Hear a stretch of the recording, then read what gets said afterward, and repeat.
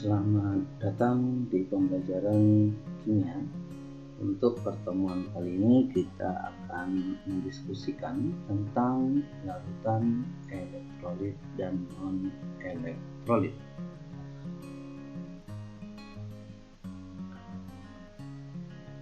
Ada beberapa pertanyaan yang menjadi stimulus dari pembelajaran elektrolit dan non-elektrolit ini adalah yang pertama, mengapa orang mencari ikan di sungai bisa menggunakan strum atau aki? Yang kedua, mengapa pada saat hujan tidak boleh berada di bawah pohon? Dan yang ketiga, mengapa larutan garam dapat mengantarkan arus listrik, sedangkan larutan gula ini tidak dapat mengantarkan arus listrik? Untuk menjawab pertanyaan-pertanyaan ini, maka mari kita simak penjelasan tentang larutan elektrolit dan larutan non-elektrolit.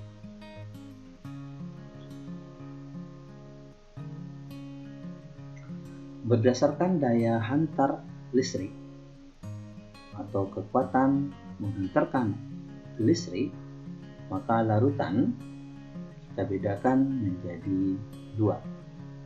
Yang pertama disebut dengan larutan elektrolit, yaitu larutan yang dapat menghantarkan arus listrik. Dan yang kedua disebut dengan larutan non-elektrolit, yaitu larutan yang tidak dapat menghantarkan arus listrik. Kemampuan suatu larutan untuk menghantarkan arus listrik dapat kita amati dengan menggunakan alat uji elektrolit sederhana, di mana bahan yang kita butuhkan adalah adanya sumber arus, bisa aki, bisa baterai, adanya lampu, kemudian ada saklar, ada elektroda yang digunakan, dan larutan yang akan diuji. Ini adalah alat yang bisa digunakan untuk menguji apakah suatu larutan tergolong larutan elektrolit atau larutan non-elektrolit.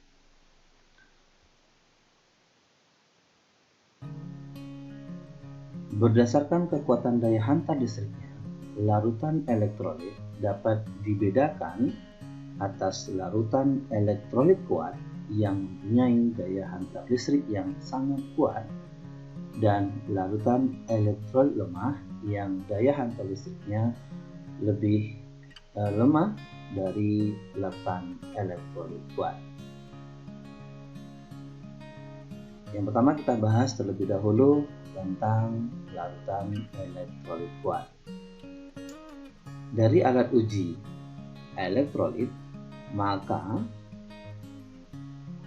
akan terlihat pada elektrodanya ini terdapat gelembung yang banyak, kemudian lampunya akan menyala, baik menyala dengan terang maupun menyala redup.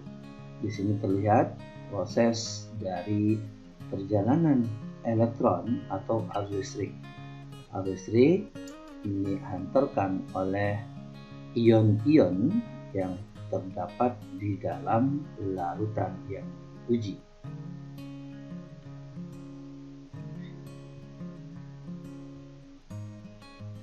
Larutan elektrolit kuat mempunyai gejala atau tanda-tanda, yaitu adanya gelembung gas dan menyala lampu. Kenapa gejala ini terbentuk? Jelasannya berikut.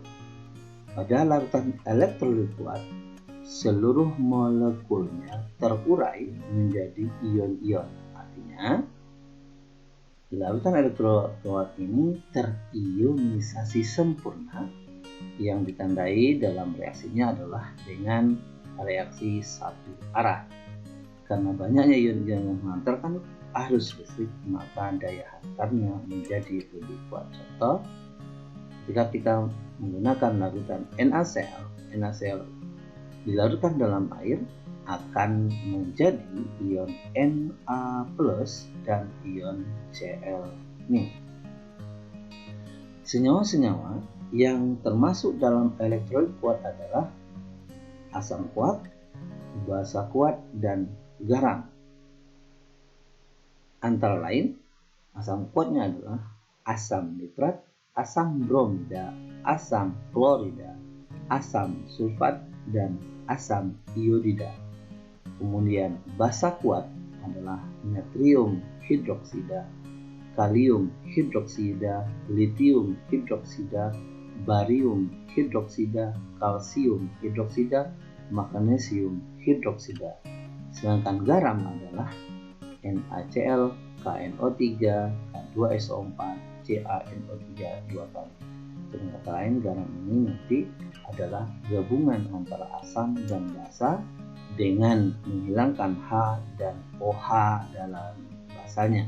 Kemudian bergabung itu disebut dengan garam. Yang kedua, bagian dari elektrolit adalah larutan elektrolit lemah.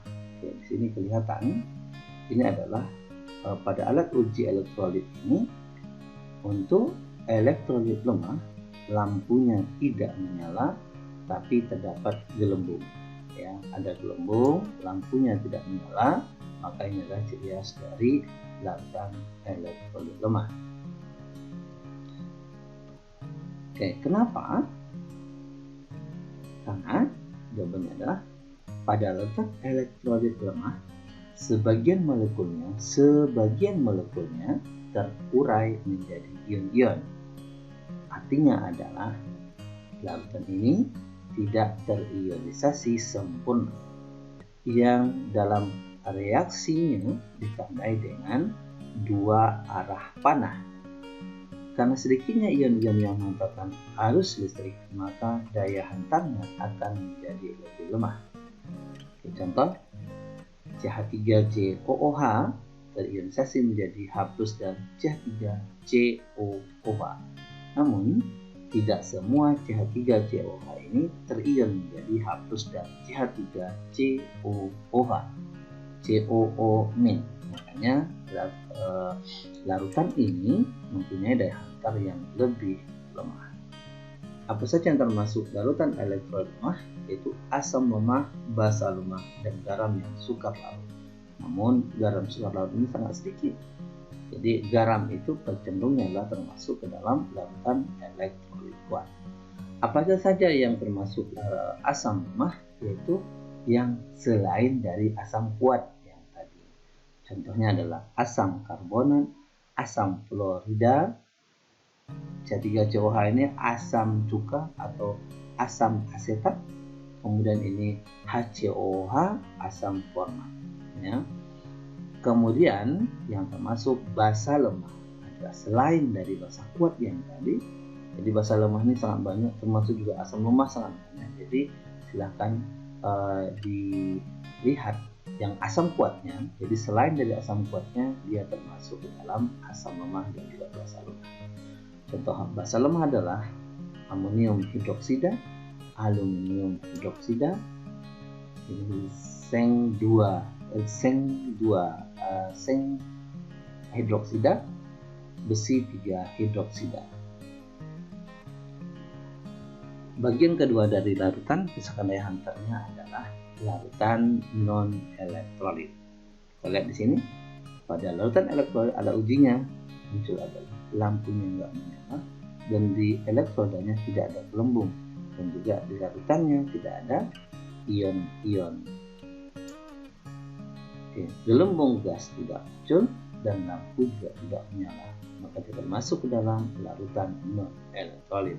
Mengapa? Karena pada larutan non elektrolit molekul-molekulnya tidak terurai menjadi ion-ion atau dia tidak terionisasi, sehingga tidak ada ion yang bermuatan yang dapat menghantarkan arus listrik. Yang termasuk larutan non elektrolit adalah larutan gula, urea, alkohol, dan air murni.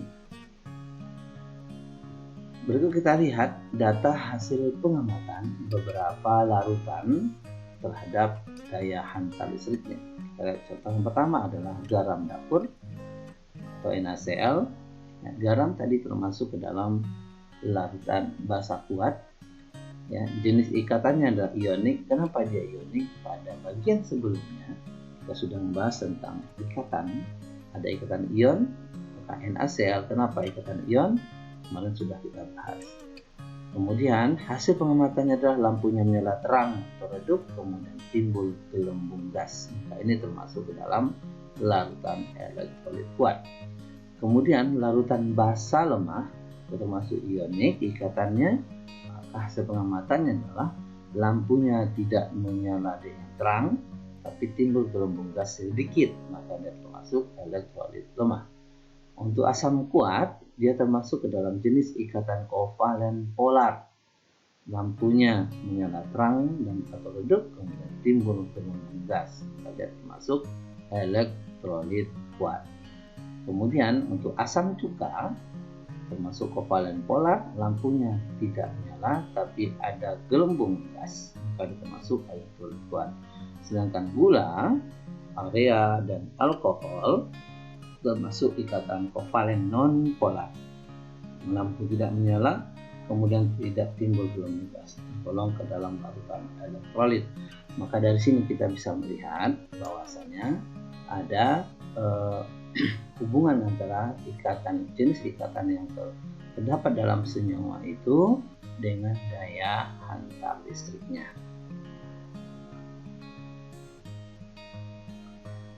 Kesimpulan kita tentang larutan elektrolit dan non-elektrolit adalah yang pertama, larutan elektrolit dapat mengantarkan arus listrik, kemudian larutan non-elektrolit tidak dapat mengantarkan arus listrik. Di larutan elektrolit terjadi proses ionisasi. Jika ionisasi yang sempurna, maka termasuk elektrolit kuat. Jika terionisasi sebagian, dia adalah elektrolit lemah. Sedangkan pada non-elektrolit tidak terjadi proses ionisasi. Pada alat uji, untuk elektrolit, lampu dapat menyala terang atau redup dan ada gelembung gas. Kemudian larutan non-elektrolit, lampu tidak menyala dan tidak terdapat gelembung gas. Kemudian kita lihat ada beberapa pada jenis larutan, ada elektrolit kuat, elektrolit lemah, dan non-elektrolit. Ini adalah sifatnya untuk masing-masing. Elektrolit kuat dan sempurna mengantarkan arus listrik, lampu menyala terang atau redup, kemudian terdapat gelembung gas. Senyawanya NaCl, HCl, NaOH, H2SO4, KCl, dan lain-lain. Ini adalah reaksi ionisasinya. Kemudian elektrolit lemah, ionisasi sebagian, dapat mengantarkan arus listrik, lampu tidak menyala, terdapat gelembung gas. Ini adalah contohnya. Ketiga COH, N4OH, HCN, dan HLOH 3 kali. Gas ionisasinya sebagai berikut. Kemudian larutan non-elektrolit tidak terionisasi, tidak mengantarkan listrik, lampu tidak menyala, tidak terdapat gelembung gas. Contohnya adalah ini adalah bagian dari gula, glukosa, fruktosa, kemudian ini adalah urea, dan ini adalah alkohol. Jadi jenis alkohol ini ada OH di ujungnya.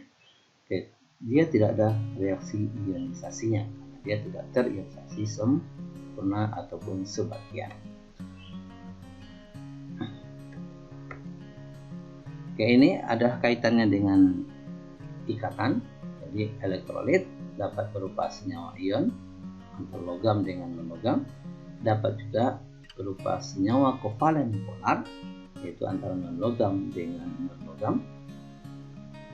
Kemudian untuk senyawa ion, ini dia termasuk ke dalam larutan elektrolit kuat karena semuanya terion menjadi ion-ionnya, ion positif dan ion negatif. Daya hantar listriknya kovalen. Kenapa kovalen bisa mengantarkan listrik? Karena dia bisa berubah menjadi, dia bisa bermuatan. Ini yang pada materi sebelumnya kita bahas pada ikatan kovalen polar. Pendapatnya dipol-dipol, yang dipol inilah yang akan mengantarkan arus listriknya. Bagaimana hubungan antara daya hantar listrik dengan molaritas. Apa itu molaritas? Molaritas adalah banyaknya zat dalam 1 liter larutan atau mol per liter. Jadi molaritas ini menyatakan konsentrasi suatu larutan atau kepekatan atau encernya suatu larutan. Semakin pekat, maka molaritasnya semakin tinggi. Dengan kata lain, semakin pekat dia, maka larutannya, zatnya semakin banyak. Contoh, antara H2SO4 2 molar dengan H2SO4 1 molar, mana yang lebih pekat? Berarti yang lebih pekat adalah H2SO4 2 molar. Maka semakin pekat larutannya, berarti artinya adalah H2SO4-nya semakin banyak atau partikelnya semakin banyak. Kalau partikelnya semakin banyak, maka ketika dia menjadi ion, maka ion yang dihasilkan juga semakin banyak. Semakin banyak ion yang dihasilkan, maka semakin kuat daya hantar listriknya. Jadi sifat elektrolitnya akan semakin kuat. Salah satu contoh soal latihan yang pertama adalah, coba dilihat soalnya. Di antara larutan berikut, manakah yang menimbulkan nyala lampu paling terang jika diperiksa dengan alat penguji hantaran listrik? Yang pertama, C3COH, N4OH, CONH2 2 kali, HCl, dan C2H5OH. Dari materi yang sudah kita bahas sebelumnya, C3COH ini termasuk larutan elektrolit lemah, karena dia adalah asam lemah. N4OH ini adalah basa lemah. CONH2 2 kali ini adalah urea. Ini adalah larutan urea. Urea termasuk ke dalam non elektrolit. HCl termasuk ke dalam asam kuat. C2H5OH ini alkohol, termasuk ke dalam non elektrolit. Jadi kalau ditanya adalah yang lampunya paling terang, artinya yang ditanya adalah mana yang paling kuat di antara 5 ini. Maka jawabannya adalah HCl. Kita lihat jawabannya. Oke, jadi HCl, karena HCl merupakan senyawa terpaling polar yang mampu terurai dengan sempurna menghasilkan H+ dan Cl. Demikian pembahasan kita tentang larutan elektrolit dan non elektrolit. Silakan Anda untuk mencari sumber-sumber lain untuk menambah materi yang sudah sampaikan ini untuk menyempurnakan pembahasan atau penjelasan mengenai larutan elektrolit dan non elektrolit.